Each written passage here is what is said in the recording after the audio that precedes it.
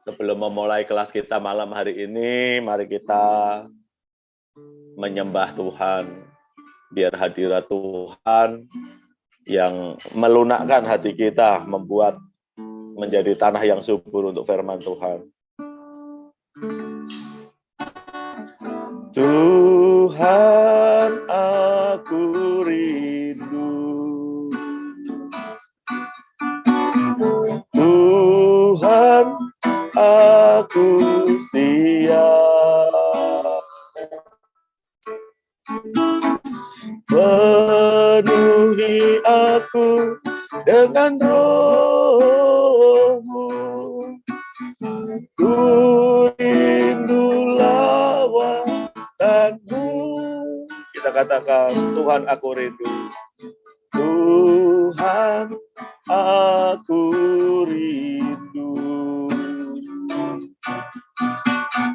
Tuhan aku siap. Penuhi aku dengan roh-Mu. Ku rindu lawatan-Mu. Ku rindukan Kau hadir di sini saat ini, Tuhan. Ku rindukan Roh-Mu mengurapi saat ini, Yesus. Kita naikkan pujian diri dari awal. Tuhan, aku rindu. Tuhan, aku siap. Penuhi aku dengan roh-Mu. Ku rindu lawatan-Mu. Ku rindukan Kau hadir di sini saat ini, Tuhan.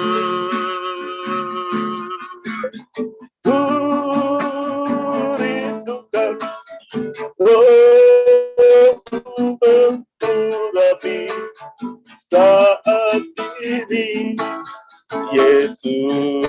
Ku rindu. Ku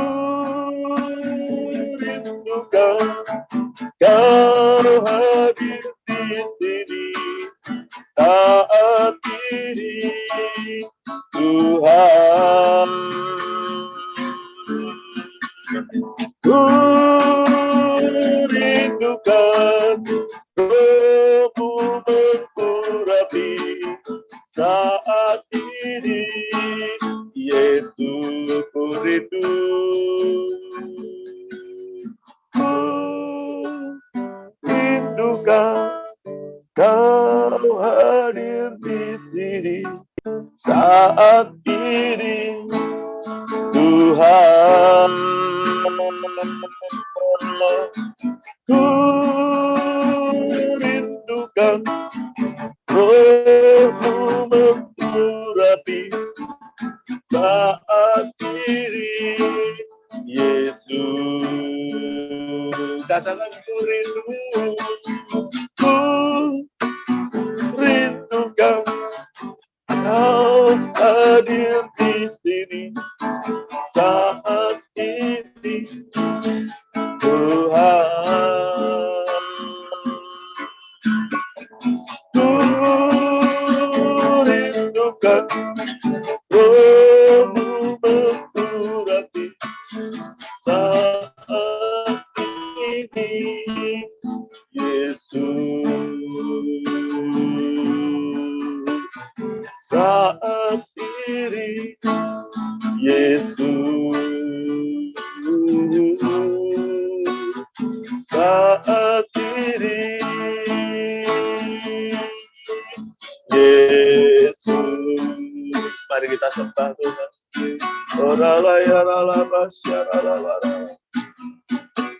Kami rindu Roh-Mu. Roh Kudus melawat setiap kami.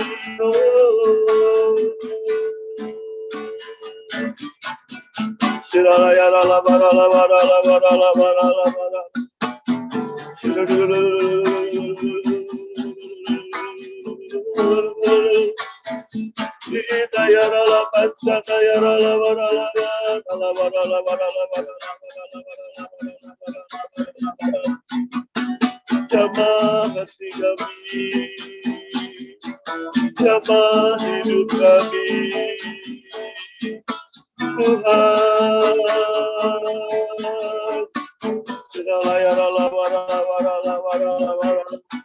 Lembutkan hati kami, ubah hati kami jadi seperti-Mu.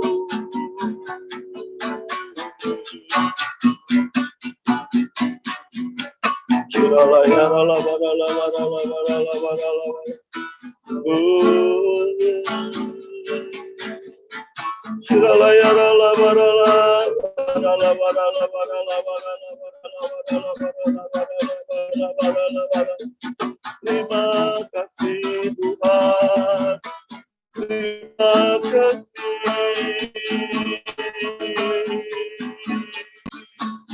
Kami merindukan-Mu.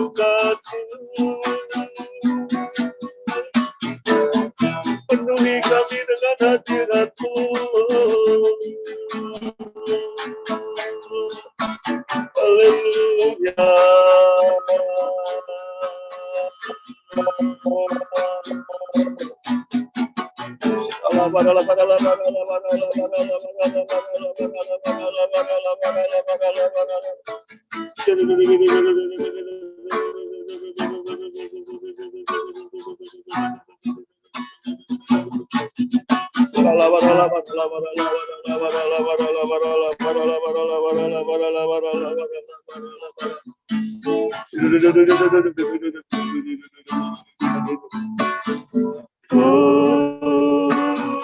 Rindukan Kau hadir di sini saat ini, Tuhan.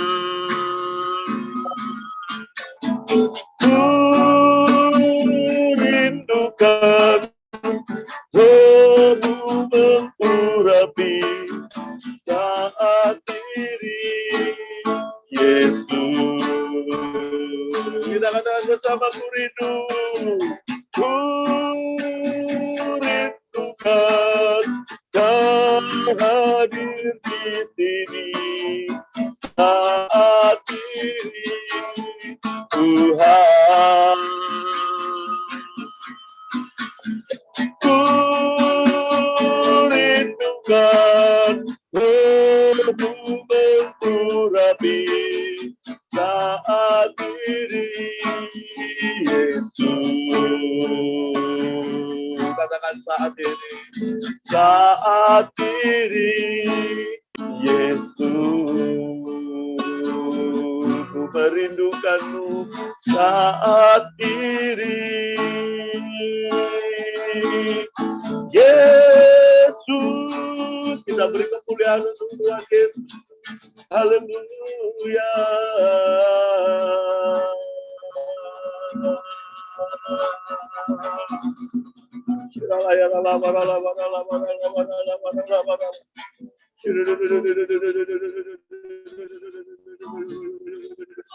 Saya persilahkan Pastor David untuk berdoa.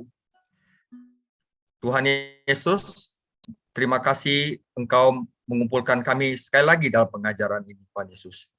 Hari ini hamba ingin menyampaikan sesuatu yang sangat esensial bagi gereja, yaitu unity atau kesatuan.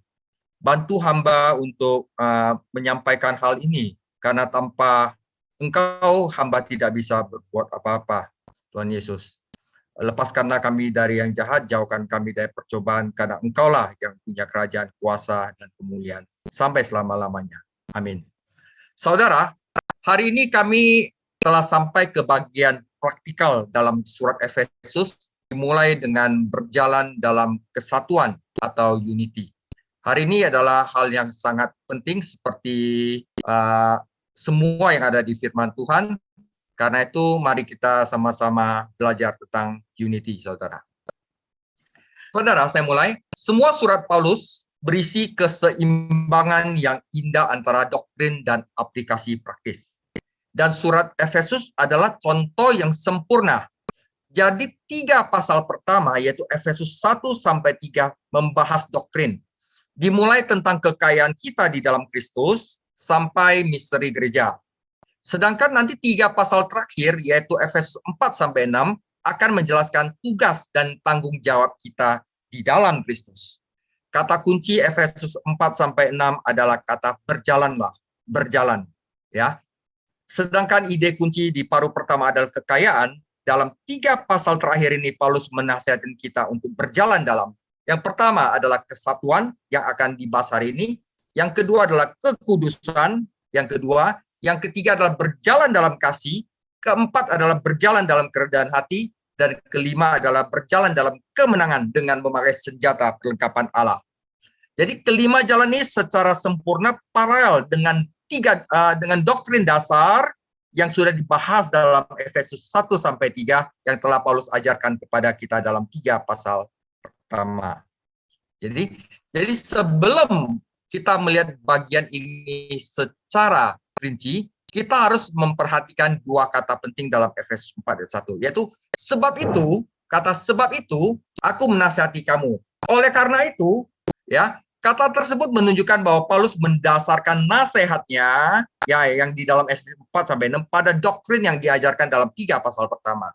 Ya, kehidupan Kristen tidak didasarkan pada ketidaktahuan, tetapi pengetahuan. Dan semakin baik kita memahami doktrin Alkitab, semakin mudah untuk mematuhi tugas-tugas Alkitab. Ketika orang berkata, jangan berbicara padaku tentang doktrin, ajarkan aku saja menjalani kehidupan praktis Kristen. Mereka mengungkap ketidaktahuan mereka tentang cara Roh Kudus bekerja dalam kehidupan orang percaya. Pengetahuan tentang Alkitab membuat perbedaan apa yang Anda yakini, karena apa yang Anda yakini menentukan bagaimana Anda akan berperilaku. Jadi seperti ini, saudara. Kita sudah belajar di Efesus 1-3 tentang kekayaan kita dalam Kristus, bahwa kita itu sangat kaya. Kedua, kita sudah belajar posisi spiritual kita dalam Kristus, di mana kita dibangkitkan dari kuburan ke tahta kemuliaan. Dan kita sudah belajar tentang pekerjaan Kristus yang lakukan untuk orang Yahudi, di mana orang Yahudi itu ditebus dan disejajarkan dengan orang Yahudi. Ketiga, keempat, kita sudah belajar perdamaian yang Kristus beli di kayu salib, di mana tidak ada lagi orang Yahudi, tidak ada lagi orang non-Yahudi, semuanya satu di dalam Kristus. Dan gereja adalah di mana Yesus mempersatukan orang Yahudi dan orang bukan Yahudi dalam satu tubuh. Sebab itu, jadi berdasarkan doktrin di dalam Efesus 1-3, kita telah mengenal ini dasarnya. Sebab itu, kita masuk ke dalam aplikasi, yaitu haruslah kita berjalan dalam unity. Haruslah kita berjalan dalam kekudusan, haruslah kita berjalan dalam kasih, haruslah kita berjalan dalam kerendahan hati, dan haruslah kita berjalan dalam kemenangan. Jadi hari ini yang dibahas adalah berjalan dalam unity, dan ini akan dipaparkan di video-video berikutnya.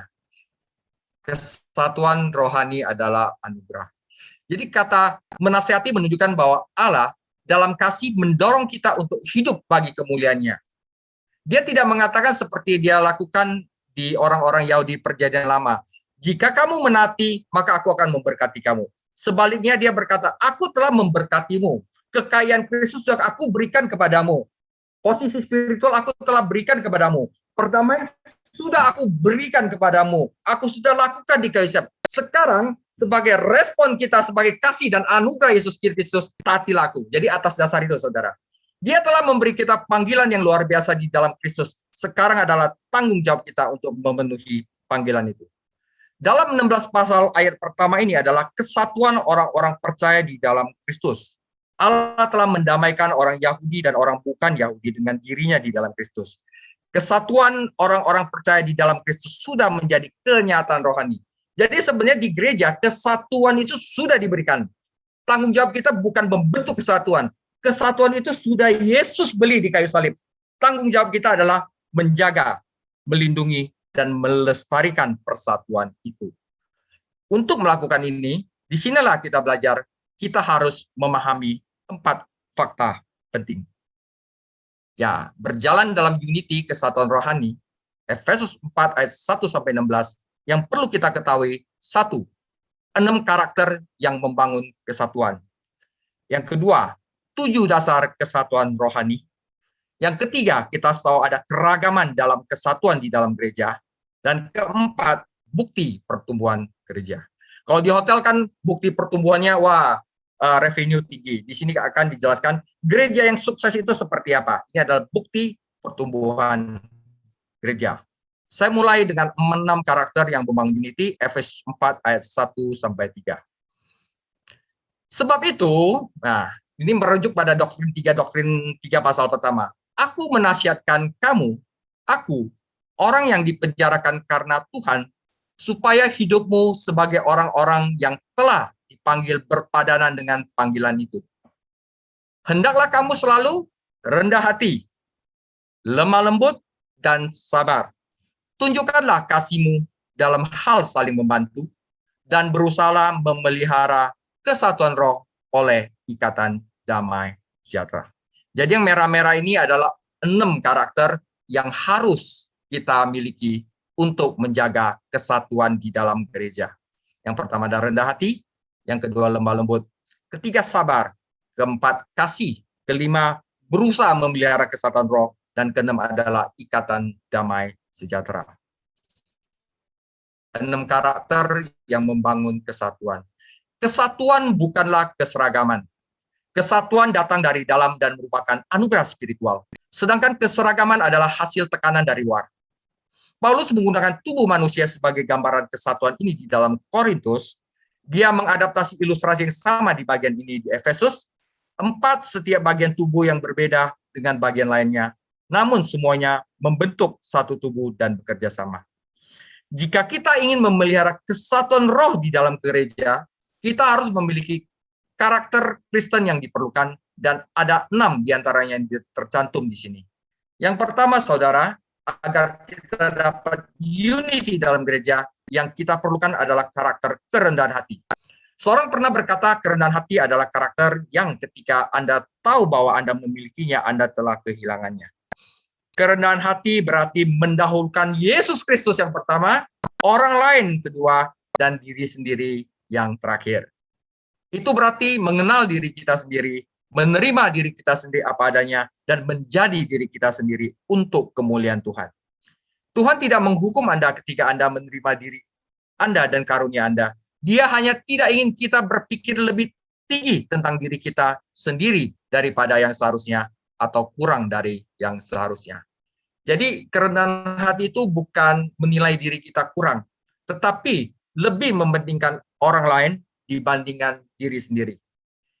Yesus Kristus, Allah telah memberikan segala sesuatu di atas langit dan bumi kepadanya. Dia itu sangat powerful. Tetapi apa yang dia lakukan? Dia ambil kain dan membasuh kaki murid-muridnya.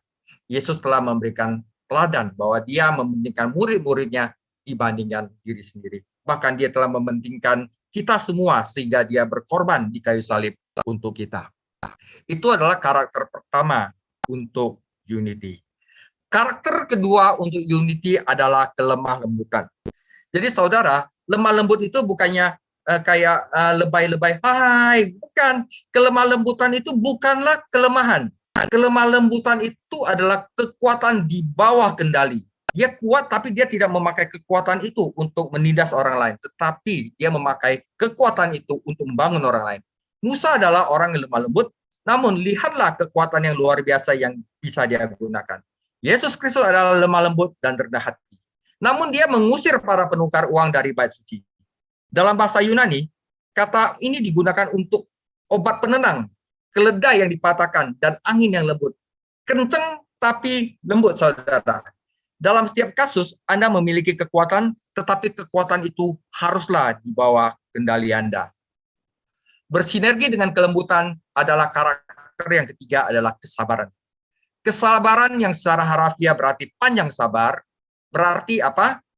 Sabar di sini adalah kemampuan untuk menanggung ketidaknyamanan tanpa melawan dalam suatu periode tertentu. Ini mengarah pada penyebutan kesabaran suatu karakter yang tidak dapat dialami selain orang itu mempunyai kasih. Jadi karakter yang keempat adalah kasih. Kasih itu panjang sabar dan murah hati. Sebenarnya Paulus sedang menggambarkan beberapa buah roh, karena kesatuan roh hanya dapat berjalan oleh orang-orang percaya yang mempunyai buah roh. Oke, sorry, ini keempat, ini kelima. Karakter berikutnya yang berkontribusi pada kesatuan roh adalah yang kelima, adalah kita mempunyai usaha untuk memelihara kesatuan itu sendiri. Kita punya niat untuk memelihara kesatuan itu sendiri. Jadi kalau ada gereja ada sedikit pecah belah, kita berusaha untuk memelihara agar gereja itu tetap bersatu. Secara berharafiah ini berbunyi bersemangat untuk mempertahankan atau menjaga kesatuan roh. Kata kerja yang digunakan di sini ada present participle, artinya sesuatu yang terus-menerus harus dilakukan, yang berarti kita harus terus-menerus berusaha untuk mempertahankan kesatuan ini. Faktanya ketika kita berpikir situasinya adalah yang terbaik, setan akan masuk untuk menghancurkannya. Kesatuan rohani dari sebuah rumah, kelas, sekolah minggu, atau gereja adalah tanggung jawab setiap jemaat, setiap orang yang terlibat, dan pekerjaan itu tidak pernah berakhir. Jadi kita sebagai jemaat gereja harus mempunyai mindset di mana kita setiap saat harus mempertahankan kesatuan yang sudah Yesus beli di kayu salib, yang Yesus lakukan untuk kita. Dan kata terakhir, karakter terakhir adalah damai sejahtera, yaitu ikatan damai. Ya, baca Yakobus 3 ayat 13 sampai 4 ayat 10 untuk penjelasan paling jelas tentang perang dan perdamaian dalam Perjanjian Baru. Perhatikan bahwa alasan perang di luar adalah perang di dalam. Jika seorang percaya tidak bisa bergaul akrab dengan Tuhan, dia tidak bisa bergaul dengan orang percaya lainnya. Jadi ketika damai sejahtera Allah, kita damai, kita sendiri damai. Kita sendiri tidak menginginkan sesuatu yang kita tidak miliki. Akhirnya kita tidak berantem, kita damai di dalam hati kita. Maka kita akan membangun persatuan. Kolose 3 ayat 15. Jadi itulah yang bagian pertama untuk menjaga kesatuan dalam gereja, yaitu yang pertama adalah kerendahan hati, yang kedua adalah kelemah lembutan, yang ketiga adalah kesabaran, yang keempat adalah kasih, kelima adalah usaha untuk memelihara kesatuan itu sendiri, dan keenam adalah damai sejahtera. Kita masuk bagian kedua adalah 7 dasar kesatuan rohani. Jadi kita unity itu harus ada dasarnya. Dasarnya apa? Ya. Nah, di sini disebutkan dalam Efesus, satu tubuh dan satu roh, sebagaimana kamu telah dipanggil kepada satu pengharapan yang terkandung dalam panggilanmu, satu Tuhan, satu iman, satu baptisan, satu Allah dan Bapa dari semua, Allah yang di atas semua dan oleh semua dan di dalam semua. Jadi sini akan berbicara bahwa 7 dasar kesatuan. Saudara, banyak orang saat ini berusaha untuk menyatukan orang Kristen dengan cara yang tidak alkitabiah. Persatuan yang dibangun di atas apapun selain kebenaran Alkitab berdiri di atas fondasi yang sangat goyah. Makanya banyak gereja yang tercerai-berai yang ini mempertahankan unity mereka sendiri yang sebenarnya bukan atas dasar Alkitab. Ya, mereka berusaha gereja saya harusnya begini, tapi itu bukan yang esensial. Esensial itu akan disebutkan di Efesus ini. Di sini, Paulus menyebutkan 7 realitas rohani dasar yang mempersatukan semua orang Kristen sejati. Saudara, mengapa kita harus unity? Karena kita ada di dalam satu tubuh. Ini tentu saja tubuh Kristus di mana setiap orang percaya menjadi anggota, ditempatkan di sana pada pertobatan oleh Roh Allah yang masuk ke dalam diri kita. Satu tubuh adalah model bagi banyak tubuh lokal yang didirikan di seluruh dunia.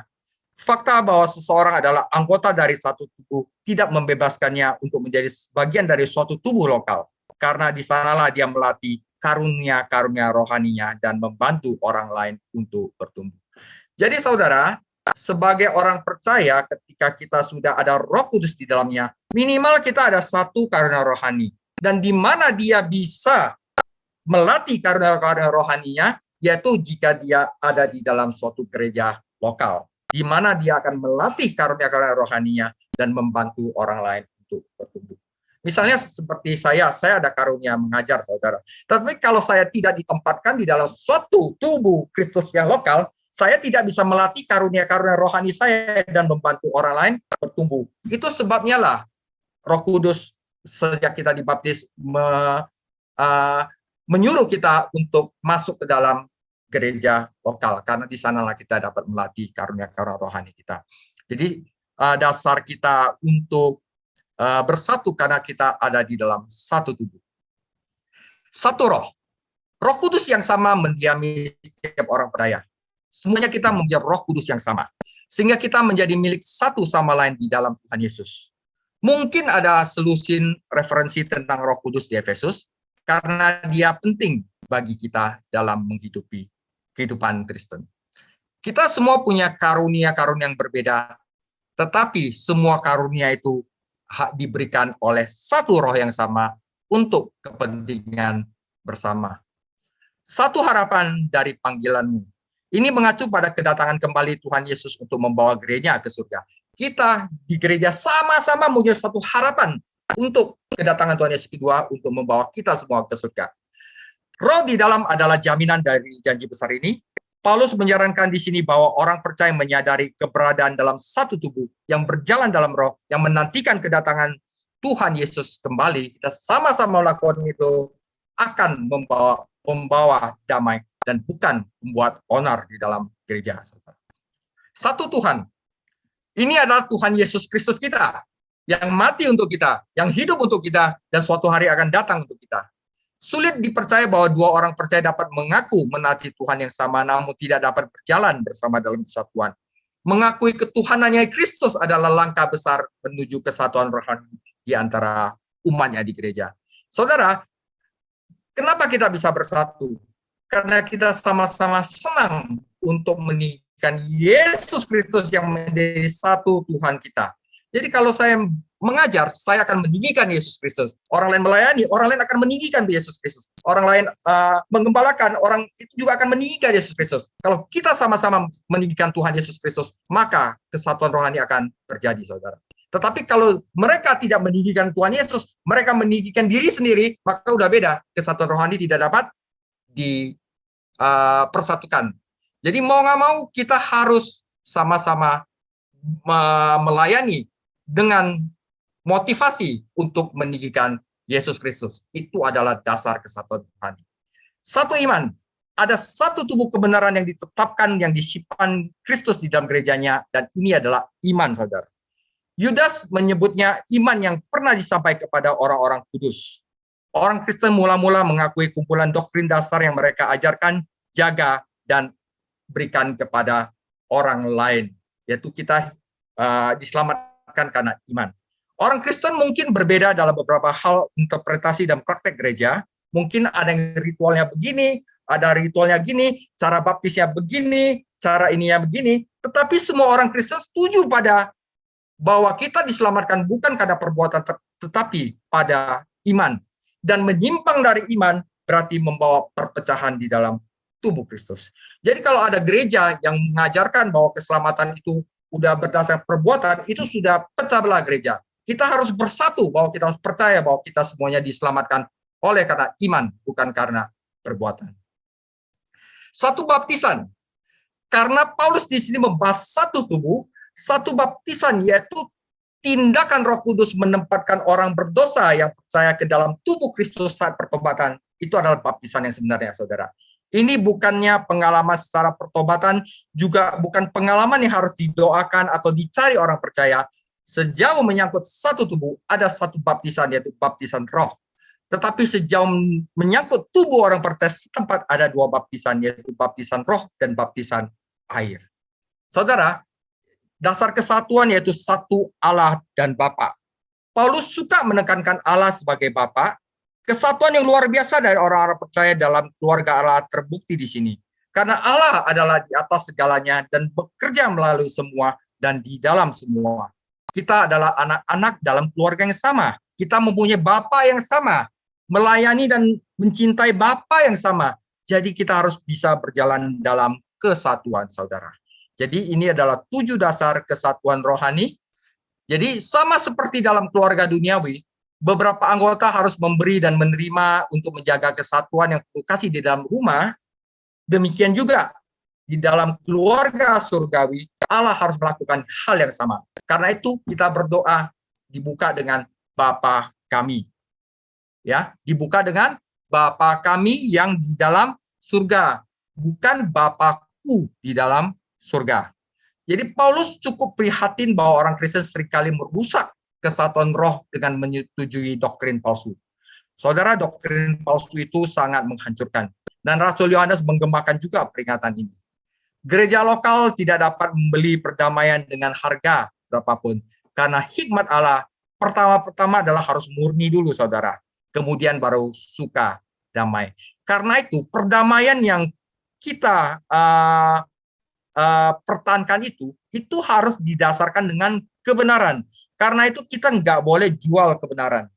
Kita nggak boleh jual kebenaran.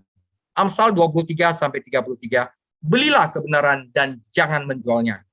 Demikian juga dengan hikmat, didikan, dan pengertian. Jadi itulah saudara 7 dasar kesatuan rohani.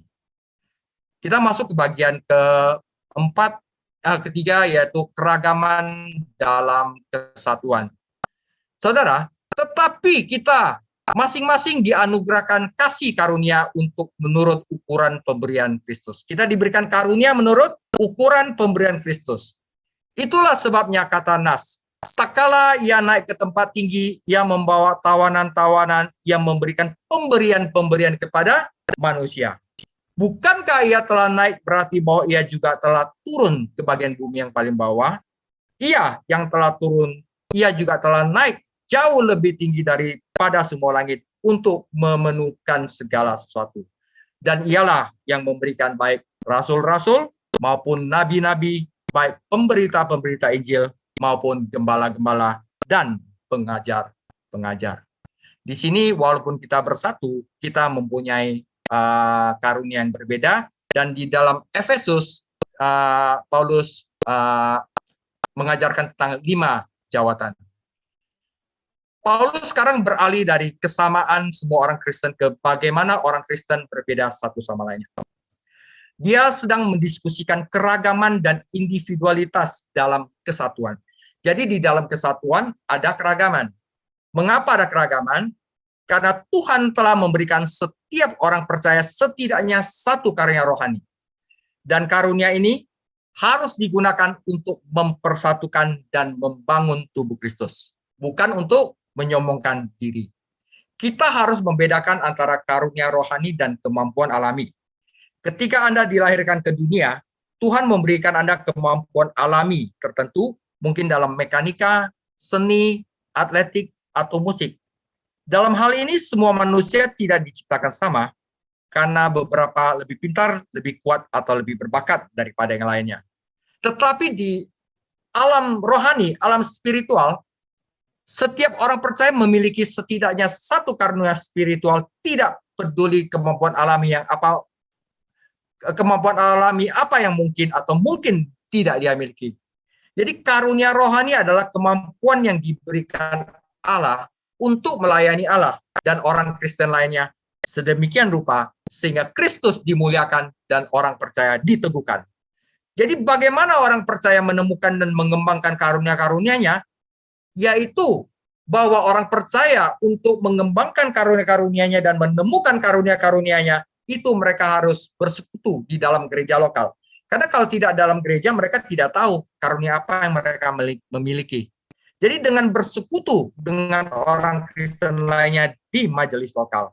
Jadi saudara-saudara yang belum masuk dalam pelayanan, saya rekomendasikan untuk masuk ke pelayanan. Kenapa? Dengan Anda belajar melayani, Anda akan menemukan sebenarnya karunia rohani apakah yang Tuhan berikan kepada Anda. Karunia bukanlah mainan untuk dimainkan, saudara. Mereka adalah alat untuk membangun. Dan jika tidak digunakan dalam kasih, mereka akan menjadi senjata untuk menyombongkan diri. Itulah yang terjadi di gereja di Korintus. Keragaman dalam kesatuan. Paulus mengajarkan bahwa Kristus adalah pemberi karunia ini melalui Roh Kudus. Dia naik ke surga sebagai pemenang selamanya. Gambar di sini adalah seorang penakluk militer yang memimpin tawanannya dan berbagi jarahannya dengan para pengikutnya. Hanya dalam kasus ini, tawanan bukanlah musuhnya tetapi miliknya. Orang-orang berdosa yang pernah ditawan oleh dosa dan setan, sekarang telah ditawan oleh Kristus. Bahkan kematian itu sendiri menjadi musuh yang telah dikalahkan.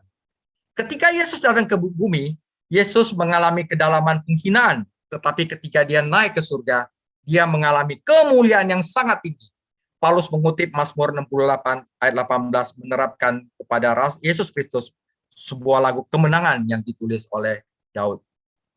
Saudara, karunia roh dalam surat Paulus lainnya, ada 3 daftar karunia rohani yang diberikan dalam perjanjian baru, yaitu pertama di dalam 1 Korintus 12 ayat 4 sampai 11, 27 sampai 31, Roma 12 ayat 3 sampai 8, dan terakhir adalah Efesus. Karena daftar ini tidak sama, mungkin Paulus tidak menyebutkan semua karunia yang tersedia. Paulus menulis bahwa beberapa karunia lebih penting daripada yang lain, tetapi semua karunia orang percaya dibutuhkan jika tubuh Kristus, yaitu gereja, ingin berfungsi dengan normal. Dalam kasus di Efesus, Paulus menyebut ada jawatan khusus di mana orang-orang yang Tuhan tempatkan di dalam gereja, dan ada 5 diantaranya. Saudara, yang 5 jawatan rohani. Yang pertama adalah rasul. Kata itu berarti seorang yang diutus untuk suatu tugas. Jadi kata rasul itu berarti seorang yang diutus untuk suatu tugas. Yesus memiliki banyak murid, tetapi Yesus hanya memilih 12 rasul. Seorang murid adalah seorang pengikut atau pelajar, tetapi seorang rasul adalah wakil yang ditunjuk kepada secara ilahi. Para rasul harus memberi kesaksian tentang kebangkitan Kristus. Jadi rasul itu harus menyaksikan kebangkitan Kristus. Karena dia tugasnya adalah bersaksi bahwa saya melihat bahwa Kristus bangkit dari orang mati untuk menjadi dasar gereja. Seperti yang Petrus katakan kepada orang Yerusalem. Hai orang-orang Yerusalem, kami melihat sendiri bahwa Kristus telah dibangkitkan. Kristus yang engkau salib telah dibangkitkan dan sekarang duduk di atas kanan Bapa. Karena itu bertobatlah dan memberikan dirimu diselamatkan. Jadi rasul itu harus menyaksikan kebangkitan Kristus. Dan karena itu rasul harus melihat Kristus yang bangkit secara pribadi. Tidak ada rasul saat ini yang menyaksikan kebangkitan Kristus dan dapat bersaksi untuk itu. Orang-orang ini, yaitu rasul, membantu meletakkan dasar gereja mula-mula. Yaitu gereja adalah dibangun di atas dasar para rasul dan para nabi, di mana Yesus Kristus sebagai batu penjuru. Dan begitu fondasi ini diletakkan, gereja udah selesai, tugas mereka selesai. Tuhan Yesus mengotentifikasikan pelayanan mereka dengan mujizat khusus karena diperlukan agar orang percaya bahwa itu adalah dari Roh Kudus. Jadi kita seharusnya tidak menuntut mujizat yang seperti pada gereja mula-mula, saudara. Tentu saja dalam arti luas semua orang Kristen memiliki pelayanan kerasulan. Sama seperti Bapa mengutus aku, demikian pula aku mengutus kamu. Tetapi kita tidak boleh mengaku sebagai rasul. Yang kedua adalah para nabi, saudara. Kami biasanya mengasosiasikan seorang nabi untuk dapat bernubuat untuk prediksi peristiwa masa depan. Tetapi ini bukan fungsi utamanya. Seorang nabi perjanjian baru adalah orang yang mewartakan firman Allah. Orang-orang percaya di gereja-gereja perjanjian baru saat itu tidak memiliki Alkitab, saudara. Jadi waktu Alkitab ini ditulis, waktu zamannya Paulus, orang-orang percaya itu tidak memiliki Alkitab. Karena perjanjian baru belum ditulis. Septuaginta, yaitu kitab perjanjian lama yang diterjemahkan dalam bahasa Yunani, masih sangat mahal dalam bentuk gulungan. Jadi tidak semua orang memilikinya. Kita hoki karena kita memiliki Alkitab yang lengkap. Mereka itu punya gulungan yang dibacakan dalam pertemuan jemaat. Jadi perjanjian baru juga tidak ditulis dan diselesaikan saat itu. Jadi bagaimana majelis-majelis lokal ini menemukan kehendak Tuhan? Rohnya yang membagikan kebenaran Allah kepada nabi yang memiliki karunia nubuat. Paulus menyarankan bahwa karunia nubuat berkaitan dengan pemahaman segala rahasia dan semua pengetahuan, yang berarti tentu saja kebenaran rohani. Tujuan dari nubuat adalah membangun, menguatkan, dan menghibur. Orang Kristen saat ini tidak dapat pengetahuan rohani mereka langsung dari Roh Kudus, tetapi melalui perantara Roh Kudus yang mengajarkan firman Tuhan. Dengan para rasul, para nabi memiliki pelayanan dasar di gereja mula-mula, dan mereka tidak dibutuhkan hari ini. Yang ketiga adalah penginjil, saudara. Penginjil adalah pembawa kabar baik. Orang-orang ini melakukan perjalanan dari satu tempat ke tempat lainnya untuk memberitakan Injil dan memenangkan yang terhilang. Semua jawatan, baik guru, gembala, harus melakukan pekerjaan seorang penginjil. Tetapi itu tidak berarti bahwa semua jawatan adalah penginjil. Para rasul dan nabi meletakkan dasar gereja, dan para penginjil membangun di atasnya dengan memenangkan yang terhilang bagi Kristus. Tentu saja di gereja mula-mula setiap orang percaya adalah saksi. Dan demikian pula seharusnya kita menjadi saksi hari ini. Tetapi ada juga orang-orang hari ini yang memiliki karunia penginjilan. Wah, mereka masuk ke dalam lorong-lorong, ke dalam desa-desa itu luas sekali gitu loh, saudara. Udah master, udah ahlinya gitu, saudara. Dan mereka bagaimana mereka punya karunia untuk memenangkan terhilang itu adalah karunia khusus. Fakta bahwa seorang percaya mungkin tidak memiliki karunia ini tidak menjadi alasan baginya untuk dibebani oleh jiwa-jiwa yang terhilang atau bersaksi kepada mereka. Yang keempat adalah gembala. Gembala kata lain adalah pendeta. Adalah menunjukkan bahwa gembala adalah pemimpin dari gereja lokal yang adalah kawanan domba. Dan tugas gembala adalah tanggung jawabnya untuk memberi makan dan memimpin kawanan. 1 Petrus 5 ayat 1-4 di mana kata penatua juga nama lain untuk pendeta. Gembala melakukan ini melalui firman Allah, makanan yang memelihara domba-domba. Firman Allah adalah tongkat yang membimbing dan mendisiplinkan domba. Selain itu, gembala bertugas untuk mewartakan kabar baik Injil Yesus Kristus terutama kepada jiwa baru serta membimbing dan merawat mereka. Itu adalah gembala. Yang terakhir adalah guru. Guru memiliki tugas utamanya mendidik, mengajar, membimbing, dan melatih jemaat firman Allah untuk bertambah tumbuh secara rohani. Guru membagikan kebenaran secara mutlak dan berusaha merangkum pengajarannya secara sistematik dan mudah dimengerti. Selain itu, guru dapat difungsikan untuk mendeteksi pengajaran sesat yang masuk ke dalam gereja itu. Perbedaan antara guru dan gembala terletak di sini, bahwa gembala memiliki pengawasan dan pastoral dan tanggung jawab gereja, sedangkan guru tidak. Gembala dapat menjalankan semua sakramen dan tata cara gereja, dan sedangkan guru tidak. Jadi guru itu boleh dikatakan sebagai asistennya gembala untuk mengajarkan firman Tuhan, itu saudara. Ya. Yang terakhir adalah bukti pertumbuhan rohani. Jadi gereja yang sukses itu seperti apa sih? Nah, hotel yang sukses itu seperti apa sih? Wah, yang revenue banyak, rame, dan semua customer-nya senyum. Nah, sekarang bagaimana tanda-tanda gereja yang sukses? Nah, di sini dikatakan dalam Efesus 4 ayat 12-16, untuk memperlengkapi orang-orang kudus, yaitu jemaat, bagi pekerjaan pelayanan, bagi pembangunan tubuh Kristus, sampai kita semua telah mencapai kesatuan iman dan pengetahuan yang benar tentang anak Allah, kedewasaan penuh dan tingkat pertumbuhan yang sesuai dengan kepenuhan Kristus, yaitu keserupaan dengan Kristus. Sehingga kita bukan lagi anak-anak yang diombang-ambingkan oleh rupa-rupa angin pengajaran, oleh permainan palsu manusia dalam kelicikan mereka yang menyesatkan. Stabilitas. Tetapi dengan teguh berpegang dalam kebenaran di dalam kasih, kita bertumbuh di dalam segala hal ke arah Dia, yaitu Kristus yang adalah kepala. Daripadanya lah seluruh tubuh yang rapi tersusun dan diikat menjadi satu oleh pelayanan semua bagiannya, sesuai dengan kadar pekerjaan tiap-tiap anggota, menerima pertumbuhannya dan membangun dirinya di dalam kasih. Bukti pertumbuhan rohani gereja, saudara. Dia melihat tubuh Kristus terdiri dari semua orang percaya sejati, tumbuh secara bertahap sampai mencapai kedewasaan rohani. Ukuran pertumbuhan kepenuhan Kristus. Tetapi dia juga melihat tubuh orang percaya setempat saling melayani, bertumbuh bersama, dan dengan demikian mengalami kesatuan rohani. Para penginjil, gembala, guru, secara unity memiliki tugas untuk memperlengkapi orang-orang kudus untuk pekerjaan pelayanan untuk pembangunan tubuh Kristus. Jemaat gereja tidak memanggil seorang pendeta atau guru dan membayarnya untuk melakukan pekerjaan itu. Mereka memanggilnya dan mengikuti kepemimpinannya saat dia melalui firman memperlengkapi mereka untuk melakukan pekerjaan itu. Anggota-anggota gereja bertumbuh dengan belajar firman dan melayani satu sama lain. Jadi saudara, bukti pertama pertumbuhan rohani dari gereja adalah keserupaan dengan Kristus. Jadi kalau jemaatnya itu makin serupa dengan Kristus, itu adalah bukti bahwa gereja itu sukses, saudara. Bukti kedua adalah stabilitas. Stabilitas di sini adalah tidak terombang-ambing oleh pengajaran sesat, saudara. Orang Kristen yang dewasa tidak terombang-ambing oleh setiap kebaruan agama yang datang.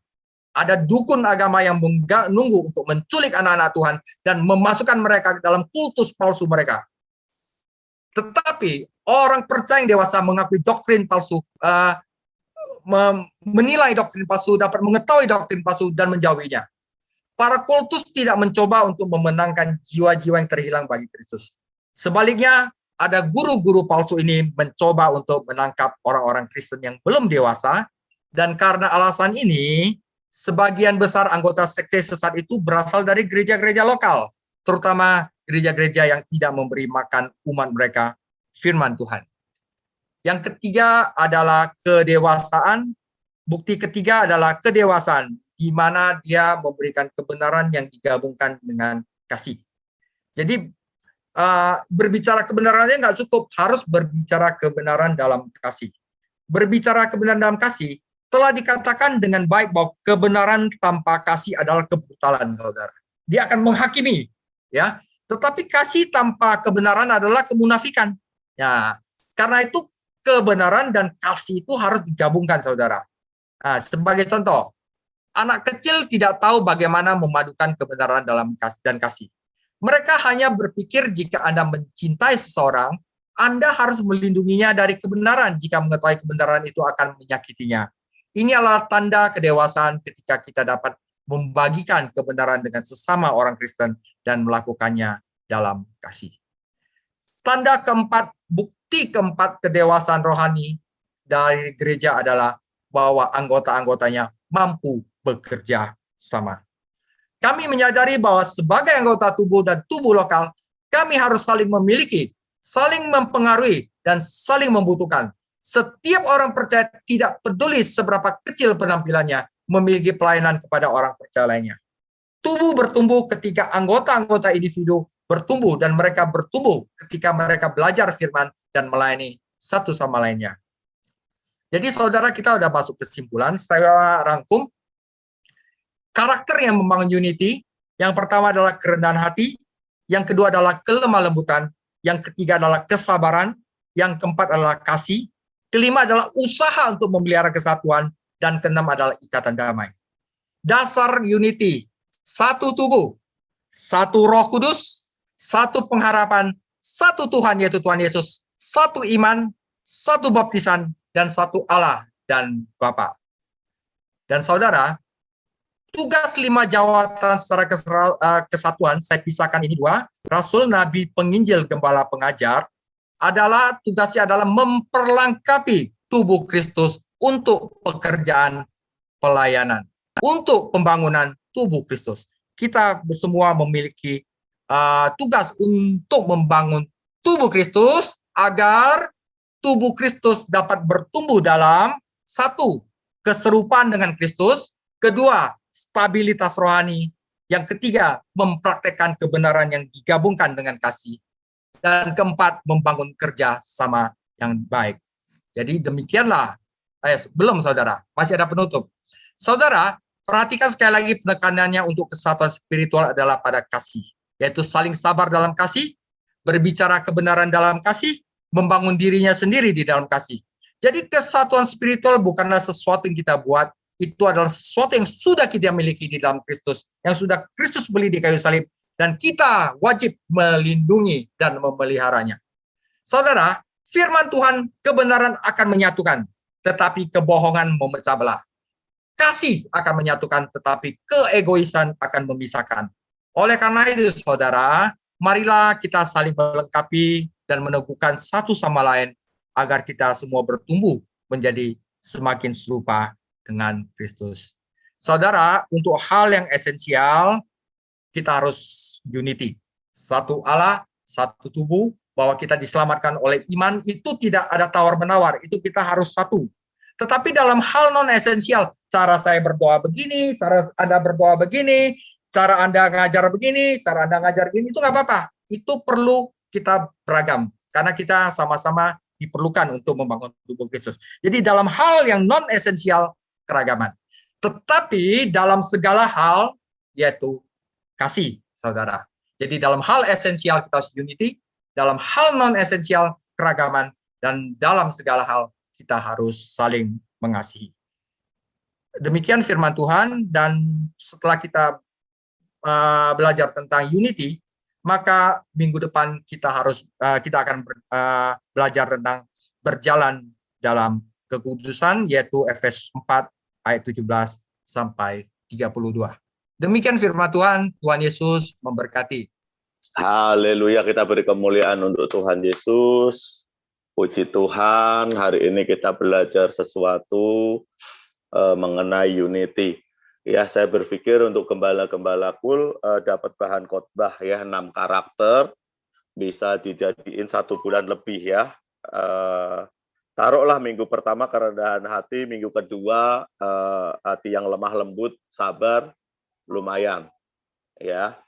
Dan ini bagus sekali karena ini tentang karakter gereja ya, karakter kita, bagaimana kita dewasa. Kalau kita mau dewasa, ya mau nggak mau kita harus mempelajari karakter ini ya. Oke. Kalau Bapak Ibu Saudara rekan-rekan semua ada yang mau bertanya, saya persilahkan. Ya, kalau saya tertarik dengan 6 karakter ya, kerendahan hati, lemah lembut, sabar, kasih, memelihara kesatuan, damai sejahtera dalam roh. Kenapa saya merasa ini akarnya ya. Jadi akarnya saudara kalau gabung sama gereja, saudara baru masuk, saudara baru pelayanan, saudara gabung sama sesuatu, pasti yang diproses pertama kali kerendahan hati. Pasti. Kalau saudara kita nggak memiliki kerendahan hati, atau di tempat itu nggak memiliki kerendahan hati, maka pasti akan timbul sesuatu yang nggak enak dalam hati kita. Tetapi kalau ada kerendahan hati, pasti langsung adem di sana, saudara, dimanapun berada. Ya, mari kita dewasa dan kita jangan mudah diombang-ambingkan pengajaran sesat. Pengajaran sesat itu kan gampang. Waktu saya berkata, siapa yang keluar dari GPI Tanah Abang nggak masuk surga, itu udah artinya udah sesat saya. Jadi yang menyelamatkan bukan gereja, yang menyelamatkan Tuhan Yesus, ya kan? Awas, keluar dari Katolik nggak dapat surga gitu ya. Emang surga punyanya orang Katolik gitu kan. Surga punyanya Tuhan Yesus gitu. Jadi banyak sekali saudara. Kemudian ada apa? Kalau kamu nggak melakukan ini, kamu nggak masuk surga. Itu udah ajaran sesat. Jadi sebenarnya gini, kalau kamu nggak percaya Yesus, kamu nggak masuk surga, titik. Jadi banyak orang itu tadi ya, dapat kasih karunia Tuhan, tetapi kadang kita digiring. Nah, banyak orang yang nggak merdeka ya, mereka digiring dan ditakut-takutin nggak masuk surga. Awas, nggak bayar perpuluhan nggak masuk surga. Ada yang begitu juga ya. Lama-lama nggak ngasih kolektor nggak masuk surga. Jadi ya kayak gitu, kalau udah seperti itu udah sesat loh saudara. Walaupun penyembahannya ada, musiknya kenceng gitu ya. Tetapi ajaran, hati-hati dengan ajaran. Sebab itu yang paling penting adalah mengejar keserupaan kita dengan Yesus. Dan salah satu yang paling sana, yang paling menonjol adalah kerendahan hati. Untuk rendah hati ya kita harus selalu membangun ini, menyadari ini. Jangan sampai kita jadi sombong. Ya, untuk orang buat sombong ya. Menjadi sombong kan gampang ya. Sombong itu bukan miliknya orang pinter aja kan. Sombong bukan miliknya orang kaya aja kan. Orang bodoh juga banyak yang sombong gitu. Orang miskin juga banyak yang sombong. Kalau kaya sombong, enggak juga. Yang miskin banyak sombong. Kalau pinter sombong, enggak juga. Ya, yang bodoh juga banyak yang sombong gitu ya. Jadi semua orang itu berpotensi sombong. Jadi hati-hati dengan kesombongan. Kesombongan adalah sikap hati. Bagaimana dia menganggap dirinya lebih dari yang lain, bahkan lebih daripada Tuhan. Nah, itu sombong. Ya, kalau kita udah ketemu orang, kita udah dek. Lu siapa sih? Nah, hati-hati, langsung doa bahasa roh tuh. Oralah, ampuni Tuhan, ampuni. Sombong itu. Ya. Kalau saudara ketemu seseorang dek di hati gitu kan, lu siapa gitu ya? Hati-hati di situ. Harusnya jangan. Kalau ada begitu langsung bertobat aja. Itu salah satu indikasi mulai tinggi hati. Dan orang yang rendah hati itu diberkati Tuhan, tetapi orang yang tinggi hati itu dibenci oleh Tuhan. Dan Tuhan mau kita menjadi rendah hati. Adakah rekan-rekan yang mau memberi pertanyaan? Kalau nggak ada, kita tutup dalam doa ya. Haleluya. Saya berharap kondisi kita nggak ada semuanya baik-baik saja. Haleluya. Yang penting kita gini, setiap hari harus bertambah-tambah cinta kita kepada Yesus. Apapun yang terjadi, kita harus selalu melekat kepada Yesus. Haleluya. Yuk kita naikkan pujian ini. Ku mau cinta Yesus selamanya. Ku mau cinta Yesus selamanya. Meskipun badai silih berganti dalam hidupku, ku tetap cinta Yesus selamanya. Ku mau cinta Yesus selamanya. Katakan, ku mau cinta Yesus. Ku mau cinta Yesus selamanya. Meskipun badai silih berganti dalam hidupku, ku tetap cinta Yesus selamanya. Ya Abah, ya Abah, Bapa, ini aku anakmu, layakkanlah seluruh hidupku. Ya Abah, Bapa, ini aku anakmu, pakailah sesuai dengan rencanamu. Ya Abah, ya Abah, Bapa, ini aku anakmu, layakkanlah seluruh hidupku. Ya Abah, Bapa, ini aku anakmu, pakailah sesuai dengan rencanamu. Pakailah sesuai dengan rencanamu. Pakailah sesuai dengan rencanamu. Mari kita sembah Tuhan. Haleluya. Abah ya Bapa, Tuhan Yesus. Haleluya.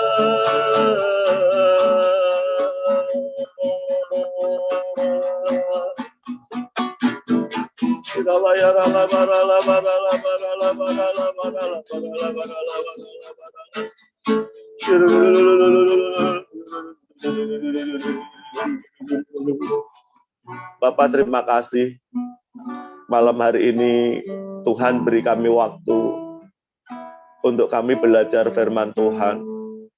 Terima kasih malam hari ini kami boleh belajar tentang unity. Bagaimana unity boleh ada kalau kami menjadi orang-orang yang dewasa dalam Kristus. Hidup kami semakin menyerupai Yesus. Karakter kami seperti karakter Yesus. Sebab itu Roh Kudus Engkau melawat setiap kami malam hari ini. Engkau mengurapi setiap kami. Jamaah, jamaah, jamaah, jamaah, jamaah, jamaah. Orala ya rala barala barala barala barala barala barala barala barala barala barala barala barala barala barala barala barala barala.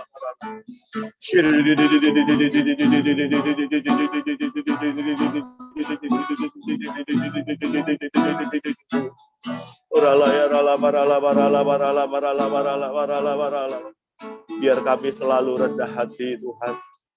Kami menjaga sikap hati kami untuk selalu rendah hati.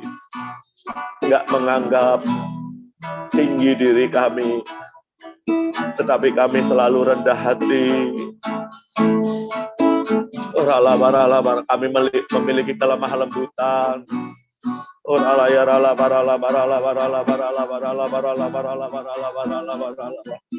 Terima kasih Tuhan, terima kasih. Biar Roh Kudus menuntun setiap kami, Roh Kudus memampukan setiap kami, Roh Kudus memproses setiap kami, untuk kami semakin hari semakin sempurna, semakin hari semakin menyerupai Yesus. Terima kasih Tuhan, terima kasih.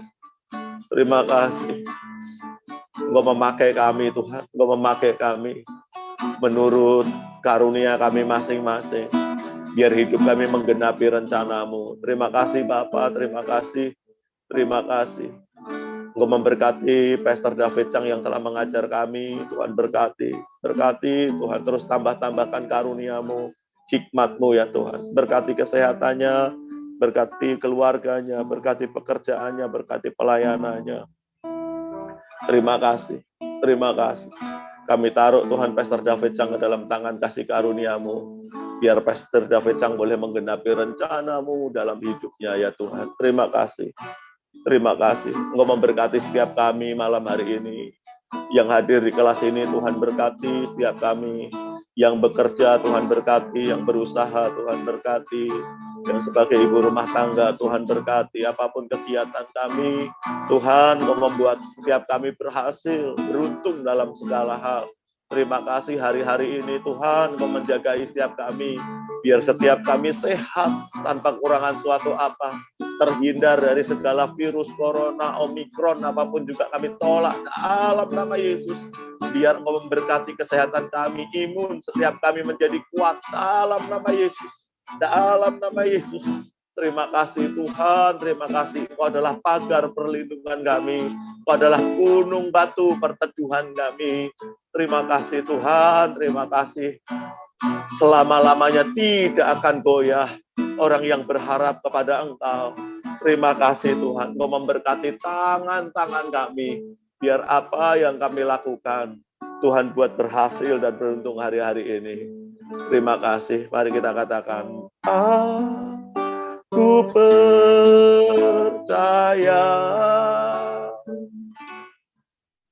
berkat-Mu atasku melimpah, kebajikan, kemurahan selalu mengikutiku. Ku puji, ku sembah Kau Tuhan. Kita katakan kebajikan, kemurahan selalu mengikutiku. Ku puji, ku sembah Kau Yesus. Haleluya. Mari Bapak, Ibu, Saudara, rekan-rekan semua angkat kedua tanganmu depan Tuhan. Kekasih-kekasih Kristus, kita akhiri kelas kita malam hari ini. Terimalah berkat yang berlimpah, limpah. Kemenangan demi kemenangan daripada Allah Bapa kita di surga. Anugerah yang sempurna di dalam anaknya Tuhan Yesus Kristus. Serta persekutuan yang erat Roh Kudus menyertaimu dari saat ini sampai Maranatha. Mari kita semua yang diberkati dan dikasihi oleh Tuhan Yesus Kristus, kita katakan amin. Tuhan Yesus memberkati. Selamat malam.